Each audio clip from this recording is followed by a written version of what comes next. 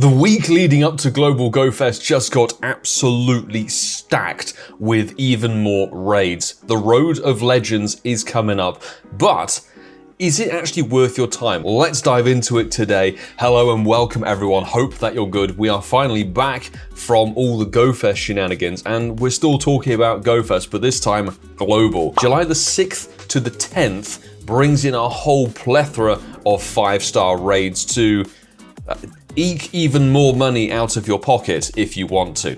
What we're going to do today is dive through this article and see what is actually worth your time if you are unaware, because there's one thing that was missing from all the Global GO Fest weekend raids, and that was fusions, primals, crown forms and everything like that. They're all featured in here, so let's jump straight in. It all kicks off 1 minute after midnight on July the 6th and runs right through until 11:59 p.m. your local time on July the 10th, which is just the full week leading up to Global GO Fest. Before we jump into the raids, there's a few actually insanely good things to talk about. So first of all, event bonuses. Now, how you perceive this is entirely up to you. I think it's a good thing because it gives you choice.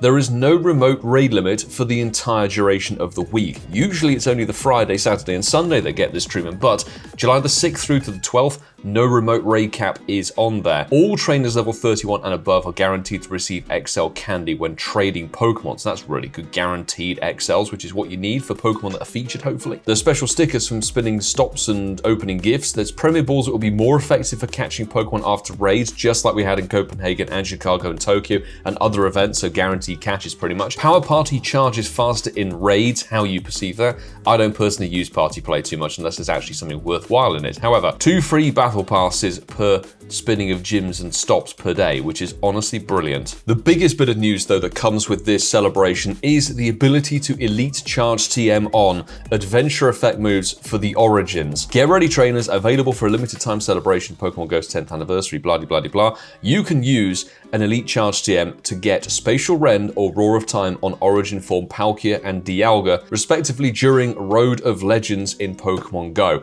That's the first time this has ever been made available, and it's still unfortunately a lottery when you get them from raids. That will become apparent in a moment, but you can actually elite TM, Roar of Time, Spatial Rend onto your old Origin form Palkia and Dialgas, which is blessed.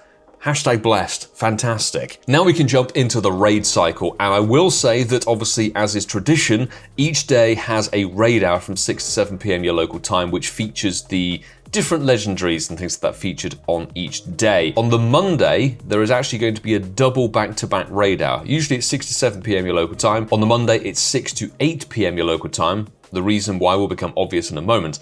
However, mega raids are going to get an additional raid hour, which will start immediately afterwards, so usually 7 to 8 p.m. your local time during the course of this week is going to give you the featured mega Pokemon if you're chasing that sort of thing. And on the Friday, it's going to be the primals, because if we look here on the Monday and the Monday alone, Articuno, Zapdos, Moltres, Raikou, Entei, Suicune, Lugia, Ho-Oh, Regirock, Regice, Registeel, Latios, Latias, Kyogre, Groudon, Rayquaza, Attack Deoxys, Defense Deoxys, Normal Deoxys, Speed Deoxys, Uxie, Mesprit, Azelf in their respective regions, Origin Dialga, Origin Palkia, Regular Dialga, Regular Palkia, Heatran, Regigigas, Origin and Altered Giratinas, Cresselia, Darkrai, Cobalion, Terrakion, Virizion, both incarnate and Therian forms of Tornadus, Thundurus, and Landorus. You've got Reshiram and Zekrom, Kyurem, Genesect of all different drives, Xerneas, Yveltal, Tapu, Koko, Lele, Bulu, Fini, Solgaleo and Lunala, which those two can't be shiny, Nihilego, Buzzwole in the Americas and Greenland, Pheromosa in Europe, Middle East and Africa and India, Xurkitree in the Asia-Pacific region, Celestina in the Southern Hemisphere, Katana in the Northern Hemisphere, Guzzlord, Necrozma, Stakataka in the Eastern Hemisphere, Blacephalon in the Western Hemisphere, Zacian, hero of many battles, Zamazenta, hero of many battles, Regieleki, Regidrago, incarnate and Therian form of Enamorus. And that's the legendaries. The mega raids are Mega Salamence, just the one, thankfully.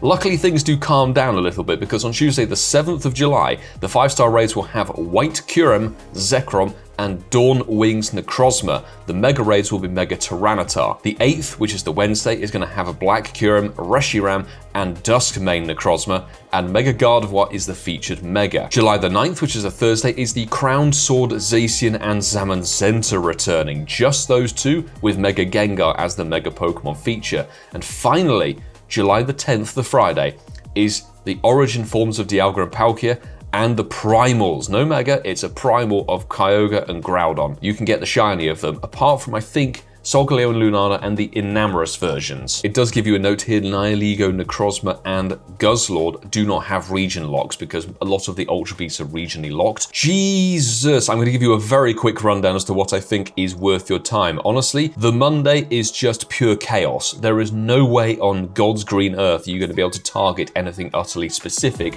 that you want to chase. I would say take the Monday fairly relaxed, to be honest. If you see something you like to raid, go for it. I'm personally not even sure what I want to chase in there because it's a bit like the Global GO Fest, just all thrown into one day. So good luck, I'd say. However, thankfully things do calm down a bit. Honestly, I'm going to say that Tuesday through to the Friday are key things if you've missed any prior primal events, raid days, the Kyurem Fusion raid day, the Zacian Salmon Center with their energies for the crowns forms. These Pokemon all featured are incredibly useful, incredibly top tier. Forget all of the bits and pieces that are featured in extra raids over the course of the weekend or even on that Monday. Genuinely, looking at it, White Kyurem is top tier ice type attacker, brilliant. You just need to have the Pokemon to fuse it, but you do need to accrue the energy to fuse it. 1,000 fusion energy per one of these. Zekrom itself is a very powerful Pokemon, however, we just have had it in the raid rotation, so maybe not necessarily too important to go chasing for, but Dawnwing's Necrozma, that fusion variant, we haven't seen in raids for a very, very long time. It's the #1 ghost type attacker, I believe, so very, very useful to go for the energy on that, and it's incredibly weak. If you want to battle it, really, really weak and easy to take down. Just gather the numbers, smash it. The Wednesday, again, Black Kyurem, massively high DPS Pokemon, very, very useful to go for.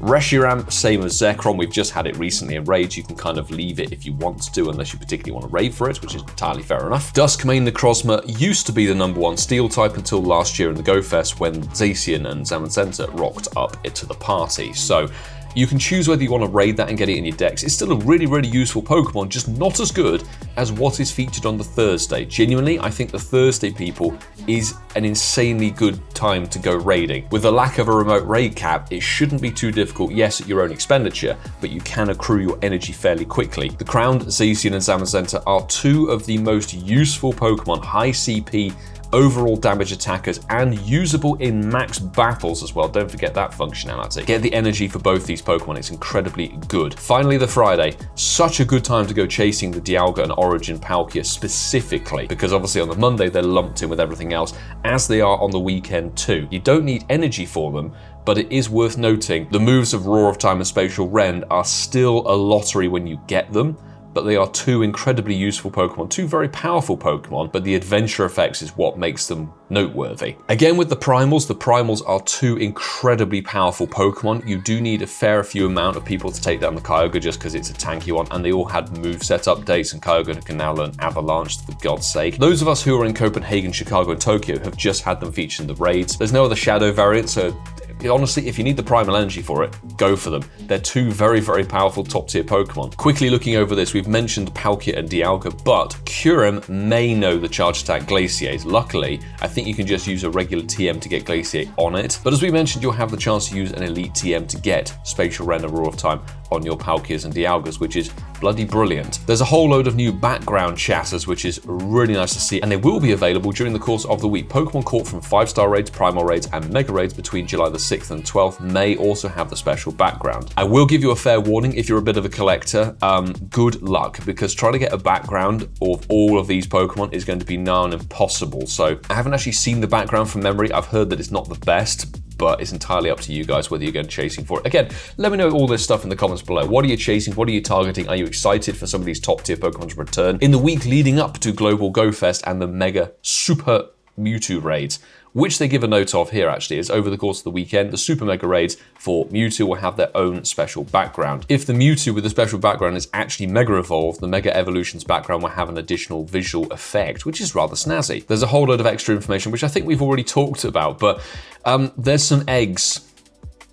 I'm gonna try my best not to laugh because over the course of the week, you could hatch the following. If you go for the 2-kilometer eggs,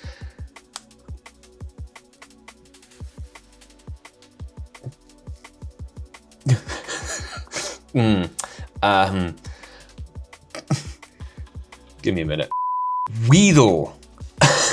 Weedle from 2Ks. This is a throwback, people. If you weren't playing in 2016, I believe you could hatch all of these from 2K eggs. Weedle, Pidgey, Abra, Ghastly, Pinsir, Aerodactyl, though, is actually alright. Mareep, Larvitar, Trico, Torchic, Mudkip, Ralts, Bagon, Beldum, Gible, Riolu, Snova, Ordino, and Larvesta.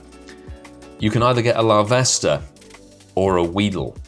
Right, you've got a real scale there of stuff that's awesome to stuff that is truly useless, but there you go.